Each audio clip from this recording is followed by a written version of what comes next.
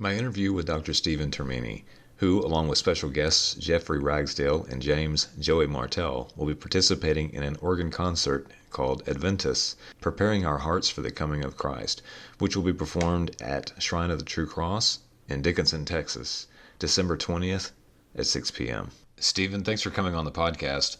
Start us off by telling us about your origins in music. I grew up in a really creative family, so, neither of my parents were actual kind of professional musicians. I'd say amateur. In fact, they talk a lot about that prenatal influence, and so I was actually in my mom when she was singing in the choir, and my dad would play his jazz records during the day. So I always grew up in a family which was really supportive of creativity and arts. I remember too, it does really start when you're young, doesn't it? I remember with my parents when I draw on the walls with crayon, as toddlers tend to do. Instead of scolding me and kind of, telling me off for doing that, which they had every right to do, of course, they would actually just my mom would hang these giant pieces of paper on the wall so that I could continue to draw, and I guess I thought I was getting away with something in the process. They were keeping their walls clean. So that kind of environment, I think, growing up where, creativity was encouraged. And then, literally, my parents, bought my sister, a little baby kind of toy piano. And I literally just kind of fell in love with it from that point on. And I think my parents from a young age saw that I had an interest in it and got a real piano. My first piano was a $75 job from a garage sale. And my dad was sort of restoring himself. And you could even see the little nail holes on the side where they used to have candelabras, which is a really old piano. And it kind of, one thing after another. And then, I actually had an instrument. I wasn't picky at that age, I'm talking about 6, 7. I didn't start lessons until I was 9, which is actually later than a lot of people. But I think that was good for me from a creative sense because since, those first couple of years of me playing the piano, I didn't read music. I didn't have a teacher. And so I was literally, having to make up my own stuff, write my own pieces. And that lends a lot to my background as a composer and as an improviser being very natural to me. It's kind of how I started. And of course, when you're in such a loving and nurturing environment for the arts and for creativity, it became kind of second nature for me to continue on in that. Of course, I went through my teenage years where, I didn't want to practice. I guess as many teenagers, I'd be more interested in spending time on my computer, what have you. But I made it through those dangerous times and made it out the other side. And it was very natural when I finally got to college to go ahead and major in music. And it was just such an integral part of my life. And then from there, I had an opportunity to go and get a doctorate actually at the University of Texas, and I actually started that doctorate. And I was home for Christmas vacation, I remember, and I had actually been to the Royal Academy of Music before doing a diploma, but I hadn't actually gotten a PhD there, or a master's at the time. And I was just reading the brochure that had come in the mail because I was on their mailing list still. I saw a friend of mine mention in the brochure, and it just had a little 2-second blurb Daniel is a student in the Academy's new doctoral program. And I kind of laughed. I was like, oh, look, my friend Daniel's in the Academy has a new doctoral program. Kind of ha, ha, ha. But it started percolating in the back of my mind. And next thing you know, I was doing an interview with them and getting accepted into the doctoral program. And that was, I think, a very, very important time in my life. Just kind of, it raised the bar, I would say, for what I thought was possible in the arts, and kind of having my friends do such incredible things. It became very normal for me. The bar was set to a new standard. So that's kind of how that started. And that shows my life's creative history just in a few minutes, but maybe hopefully that answers your question. Sure. And so talk about the differences, music at the collegiate level between the University of Texas and the Royal Academy of Music in London. You would think that the Royal Academy would be extremely formal. That's kind of where I went. When I got there, it's kind of what I was expecting. And it was kind of interesting because, in some sense, I guess when you're at that level, they kind of consider you, the teachers I'm talking about, professors, they kind of consider you like a colleague, as a fellow adult. And so I would literally be calling my professors by their first name, hi, Neil, hi, Amanda, right. The professors I'd have instead of calling them professor or a doctor. And so it's kind of, you're treated almost like a colleague and equal, which is really nice, and kind of invited into the discussion. I think also with the doctoral program there, it's very much about your research first and foremost. I think here in America, like a DMA or something like that, it's very much more focused on your performance. And of course, you'll have to write a dissertation and give a lecture recital on top of that. But at the academy, it's your project, your thesis was expected to be very big and very heavy and take a couple of years to complete. And So it's very much about you, in some sense, in that way, creating your own major, because by that point you're choosing kind of like the specific topic you want to study. And in some sense, with your mentoring and with your creative project that takes months and years, you're in some sense creating your major on that particular topic, and you have to defend your thesis, etc. And you either pass or you fail. There's no sort of shades between. Now, when I'm not writing and podcasting, I run an Irish dancing studio, and talking to my yeah, that's interesting. Talking to my colleagues over the years around the world, though the basics are the basics, as it were, the way we interpret the basics and what we consider the most important of the fundamentals is sometimes a little different in the delivery, and how what one stresses over maybe what another school may stress something a little bit differently. Is it the same in music, or the basics to basics universally, no matter where you go in the world? Yeah, I think definitely basics are basics as far as good technique, presence of mind, musicality. Sure, and I mean a lot of these things are personal. There's definitely schools of musical thought. You have like kind of the Germanic school, the Russian school, the American way of looking at things. And a lot of this just happens to do with maybe who the performers were and who they taught, and that kind of I guess ancestry, if you will, of teaching that kind of trickles down from generation to generation. So yes, there's certainly different schools of looking at things, different ways of interpretation. Maybe a specific example, like in the Russian school, for example, and I actually had a couple of teachers that were of Russian background, and so that was a great privilege for me because in the fine arts and music, I mean they're quite renowned. A lot of the Russian performers take first prize in the big competitions. I mean, they're very disciplined. And what I like about the Russian school, I don't like the Russian war. I'm not like standing up for Russian. But yes, as far as creatively, I mean, I really respect the fact that it's a really big combination of strong, firm technique and also extremely vulnerable type of musicality where you kind of put your heart on the line. And just a specific example of what the Russian school might kind of emphasize would be kind of long lines when you play. So, for example, in music, just like in speaking, there is such thing as called phrasing. And I imagine such types of phrases in one form or the other exist in Irish dance. Yes. I'm sure you would, So, and I'm sure depending on the dance form, there'd be different types of phrasing that you would do, as part of the vocabulary of that particular style. So in the Russian school, a big emphasis on long lines, and when you're creating an idea to really stretch that out and don't let the intensity go before it should. So really kind of stringing the audience along in some sense with incredible intensity for the longest period possible before you kind of resolve the cadence. So it's this sort of long epic journey. Whereas in other schools of thought, you might have kind of shorter phrases and smaller outbursts of emotion, which is just a different way of looking at the same musical notes. So, yes, to answer your question in a couple of words, yes, there are certainly fundamentals that remain the same, but like interpretive types of qualities will oftentimes differ from school to school. That's just one example. Okay. Talk about spirituality. How obviously you're playing this concert for a local church here, local to us, depending on where a person may be listening to this podcast or watching this interview. The church will be in the Shrine of the True Cross over here in Dickinson, Texas. But how did you meld, obviously, your love and your passions towards music into, a spiritual audience? A good question. I mean, that's thoughtful type of question.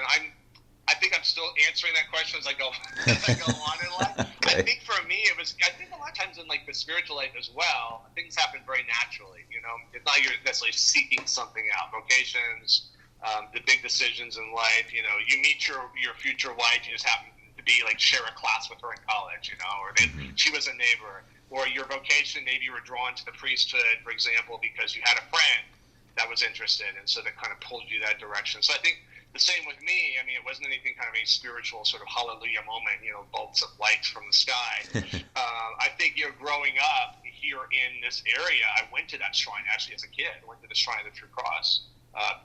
Beautiful church. I think we have probably more stained glass than that. I mean, it's a modern build, right? I think it was built in the 70s. I know it was. Mm-hmm. And so it's kind of a more modern architecture, but very tall ceilings. I think it's tastefully done. Big stained glass windows. Great. We have, of course, the relic of the True Cross there, which is, an incredible privilege. So it's an inspiring place, even it's kind of in a modern context. But when I was going there as a junior high kid, I mean, literally I heard that they were starting a new kind of folk choir for one of their masses. And people knew I played piano. I mean, I was still, still young. I wasn't like, accomplished yet, but they knew I played well enough to be able to do something like that. So I got invited to do that. And at the time, I was probably only 13. I think I didn't read piano music well enough yet. And so the guitarist would just give me his music, and I would have to literally improvise on the guitarist's chords. And that's a lot of how I kind of learned to, like, chords and improvisation and things like that. So that just kind of led to me then having an opportunity to play as I got older. But it really all started as just them needing someone to play piano in the little choir at the church when I was a kid. So it happened naturally, I think. I'm sure you've played all over the world in different venues. In fact, I've looked a little bit at your website. I know you've played lots of performances here and there. What is it about playing inside of a church, whether it's your own or whether it's another church, that maybe is a different experience than playing at maybe a secular concert hall? Is there a difference for you, or is it more or less the same? No, I think it is different. I mean, I think there's expectations which are different as well.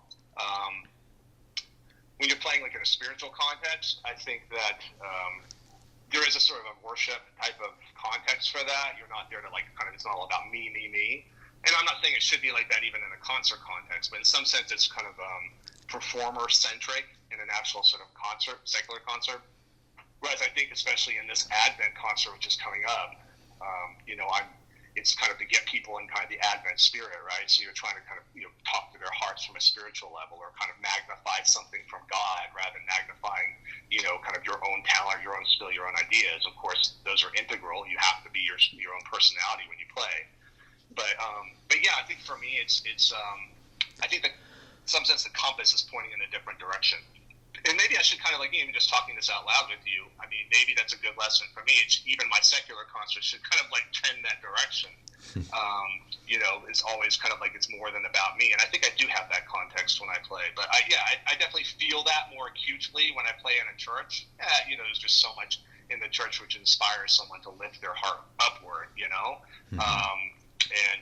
So, yeah, I would say you're kind of much more aware of the worshiping aspect of the space where you're playing, and of course it's a blessed space, blessed by the bishop or the cardinal, and so there's even just an inherent sense of something holy in that building.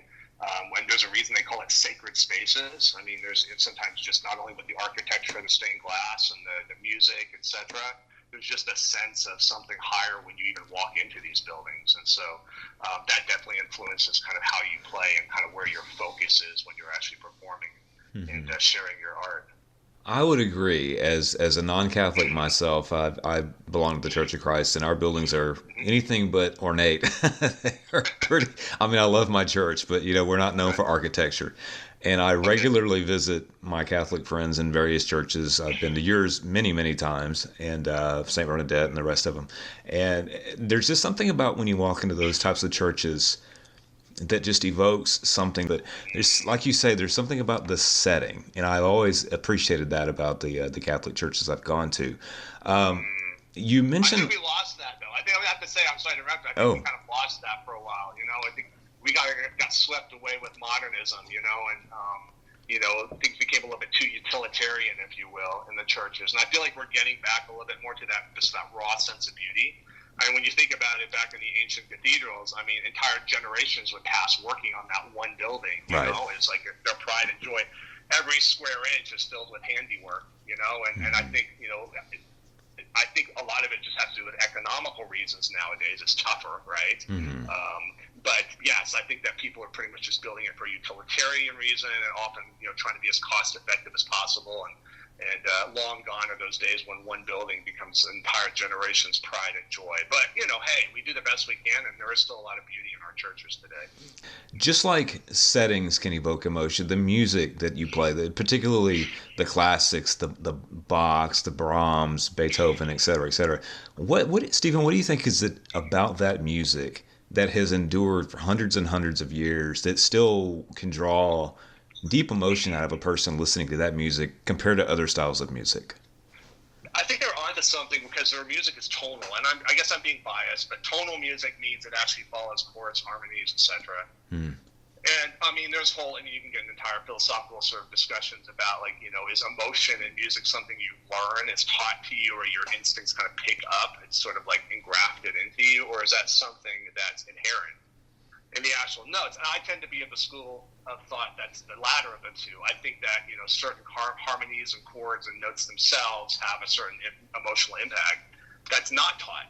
And, there are experiments with, you even play, like, music, happy music for little, babies that are, only a couple months old, and they'll react in a really happy way. They'll dance, they'll move around, they'll smile. So I think there's, that's just one example. I know there has been some research in this area. So I think there are inherent combinations of rhythm, notes, harmonies, etc., that evoke automatically emotions that doesn't matter whether you've had to learn it or not. They're kind of imprinted in our soul.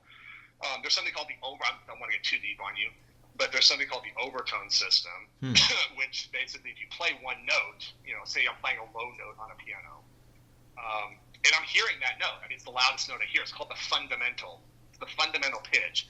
But the way physics works, when that piano string is vibrating inside the piano, not only is the entire string, it might be 6 feet long, not only is that entire 6 foot long string vibrating, that's the low note you hear, but physically it literally divides itself in half.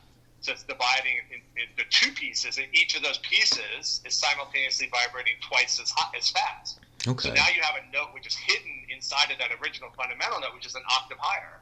And simultaneously, it divides itself into 3 parts. And so now you have 3 different parts. It's all happening simultaneously. It's amazing the way the physics works. And each of those notes happens to be 3 times as fast as the fundamental. And so that ends up being a 5th higher, et cetera, et cetera. And when you can trace the overtones about the way physics automatically works, just with that one note, and this is something that we didn't develop, humans did not invent this, this is something which is imprinted in creation, that you get a chord. Those harmonics create a major triad, and eventually turns into a 7th chord, et cetera, et cetera. So when you have, like, different civilizations on completely different sides of the planet that have never interacted with each other, discovering the same harmonies, it's not just that we got lucky and just kind of happened to come up like we won the lottery and we just happened to discover the same magic numbers. No, there's something already inherent in that music that's bringing that chord into existence. It's kind of like highlighting that chord in our own ears and brains. And so, yeah, that's fascinating to me, because that's what those composers you mentioned, they were masters of manipulating harmony and these things which are already hardwired into our emotions, and they are just sort of incredible at sort of manipulating and finding the right combinations of these chords, rhythms, beautiful melodies that sort of touch the heart. So it's not only a combination of good craftsmanship on their part, developing an idea, different sort of sequences of tempos and speeds that they use to create excitement or to slow things down, but also literally they're creating and choosing harmonies which inherently have this incredibly pent-up emotion inside them. And I think that's the type of music which endures, because it speaks to generations. It doesn't matter what country you're from, what generation you're from, you're human, and these types of harmonies affect you as a human being across the ages. So to me, I think that's why they, in particular, the composers you mentioned, are all tonal composers. I think that's why their music has stood the test of time, whereas a lot of maybe more modern things that don't have that inherent emotion and tonality in them might not be as popular and might not stand the test of time. And, of course, only time will tell that, too. Okay.